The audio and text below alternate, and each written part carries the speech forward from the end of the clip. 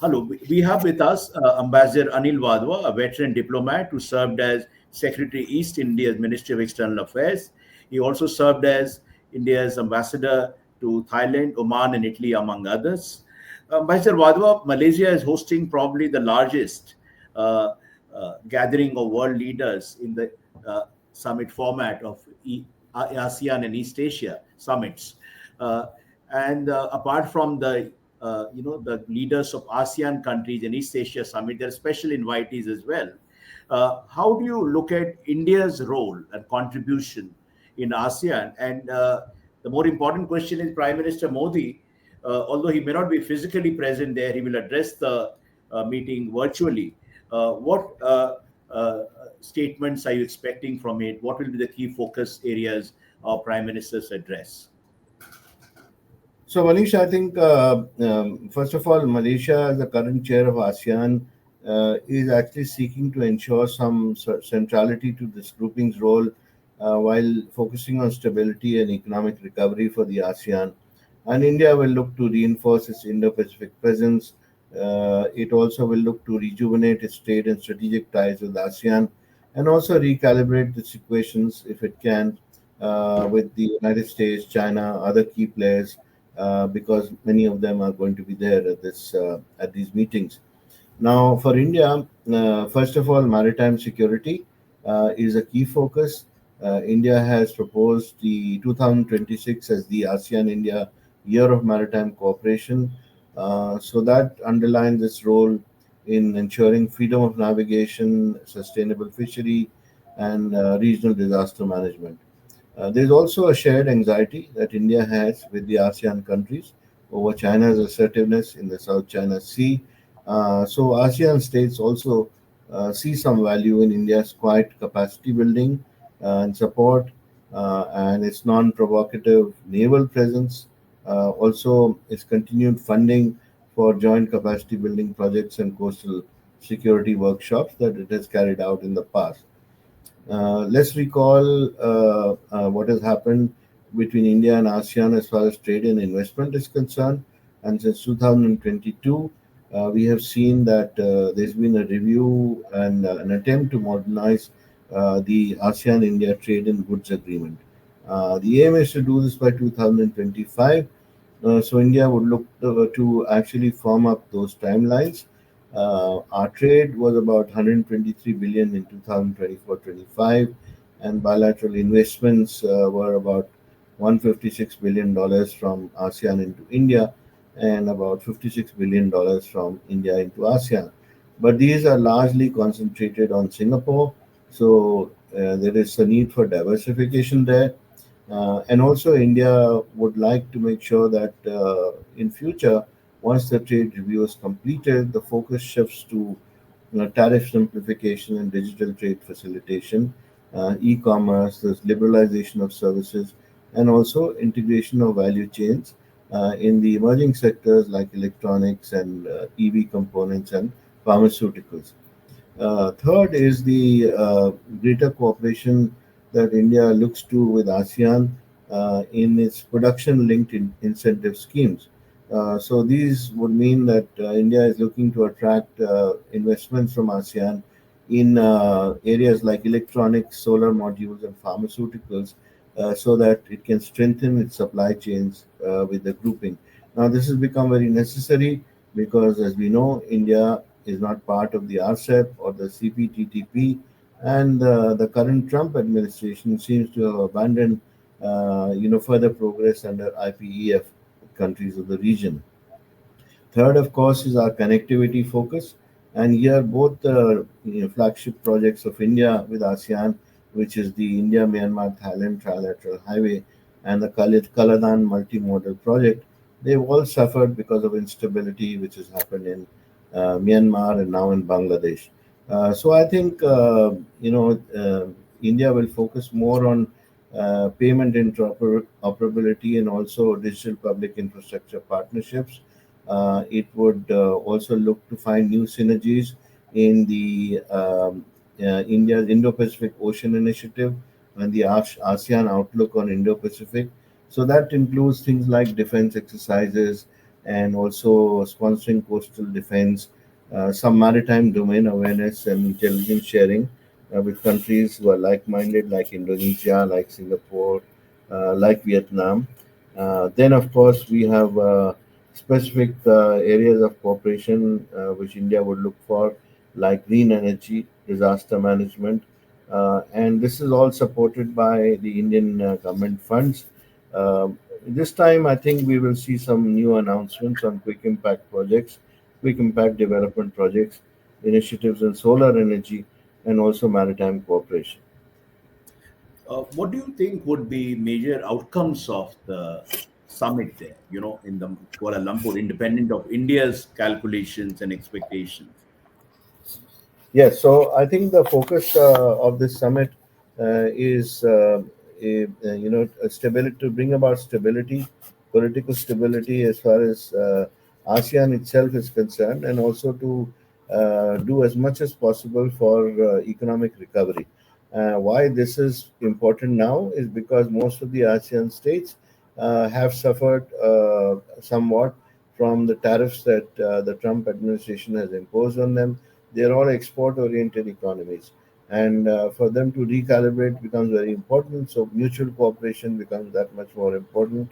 Plus, they will look for outside support in order to shore up their economies because they cannot afford their trade and investments to suffer. Many of them depend on this as the sole means by which to keep the economy going. So that's important for the ASEAN states. And of course, the usual cooperation subjects which they have within ASEAN, such as connectivity within ASEAN, issues related to the common market, also the new age economy developments. In all these, ASEAN would like to make further progress. Uh, some say that this entire region, ASEAN and East Asia region, has emerged as a theater or an arena for geopolitical rivalry among between U.S., China, and other powers. And so this time around, President Donald Trump will be there, although for a day only, uh, and that will put a lot of spotlight on what the American role in the region as well.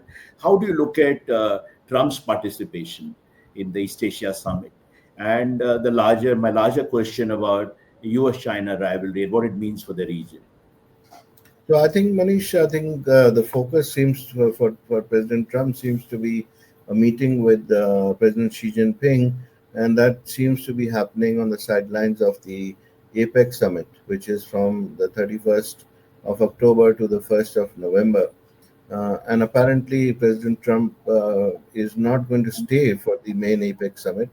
He is focused very much on what happens in that meeting with Xi Jinping on the first day, which is the 31st of October. As far as East Asia Summit is concerned, again, he's there only for a day. He will preside over a signing ceremony, a peace ceremony between Thailand and Cambodia. And then he flies off to Japan on the 27th, and he's there till the 30th. So that actually means that the newly appointed Japanese Prime Minister will have to fly back to Japan as well to host him. And so the host Malaysia is looking for ways and means in which East Asia Summit can be shifted to the 26th of October.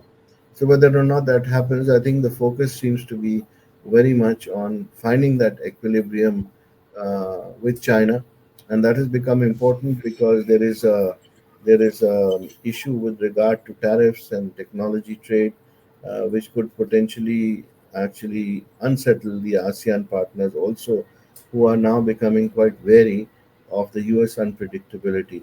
And again, this recalibration between the US and China has become necessary because they are both grappling for the race for artificial intelligence, for microchips, fusion energy, etc. And of course, China, as we know, has used its leverage over rare earths and exports and also soybean imports vis-a-vis the United States quite effectively.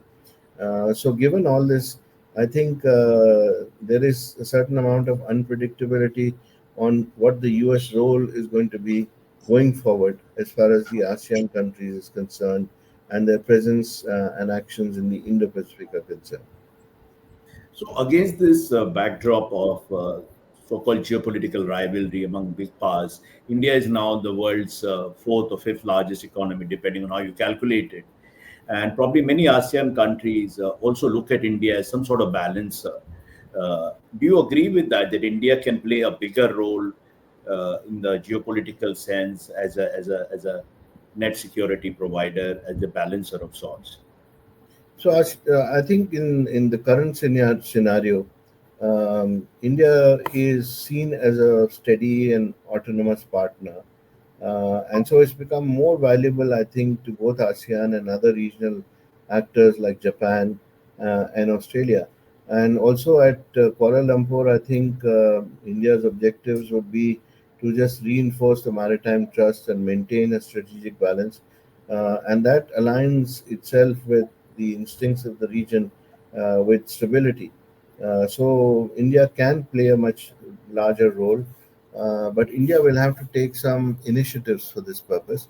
My view is that lately we've seen very few initiatives that have been Mhm. taken by India, which sort of puts it in the forefront.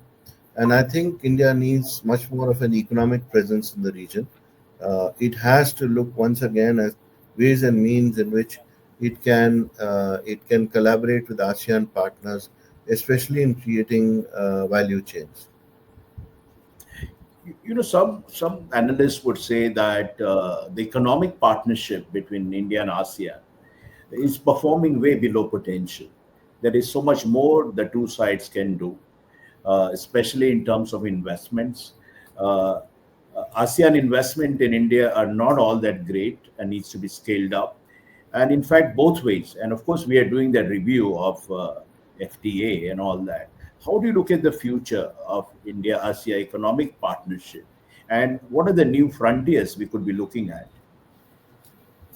So, Manish, I think we talked about it briefly before, but I think it's important that ASEAN also looks at India for investments in its incentive scheme. This is the PLI mainly, where there are some new areas in which India and ASEAN can collaborate, and those investments can lead to much more trade going forward.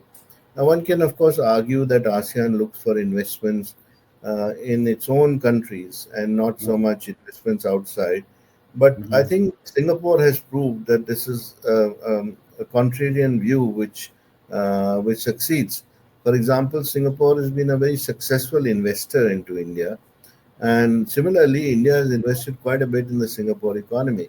What we need to do is actually have more Singapores and more replication of those kind of efforts with other countries like Indonesia, like Malaysia, like Vietnam, which can actually lead to much more diversification and creation of more value chains.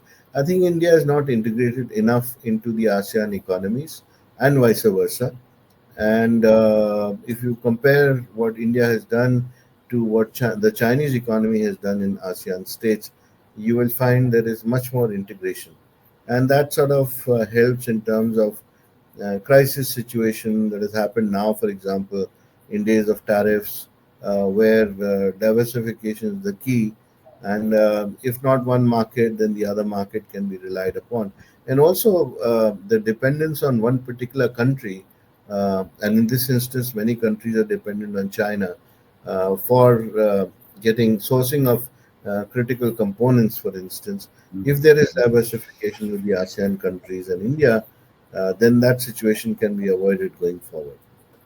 Just last question, very briefly. I mean, looking ahead, what are your two or three suggestions or contributions for, deepening strategic content of our India-ASEAN partnership? So I think India should look at some new areas. I would say digital connectivity is the foremost area to look at. Green energy is another area, and of course the initiatives in solar energy, for example, where India has expertise and requires much more collaboration. And then finally in maritime cooperation, which India is already doing, but needs to do much more in terms of surveillance capabilities in the ASEAN states. Thank you, Ambassador Wadhwa, for sharing your views in this edition of Decoding Diplomacy. We'll come back to you as the summit unfolds. Thank you once again. Many thanks. Just 1 minute.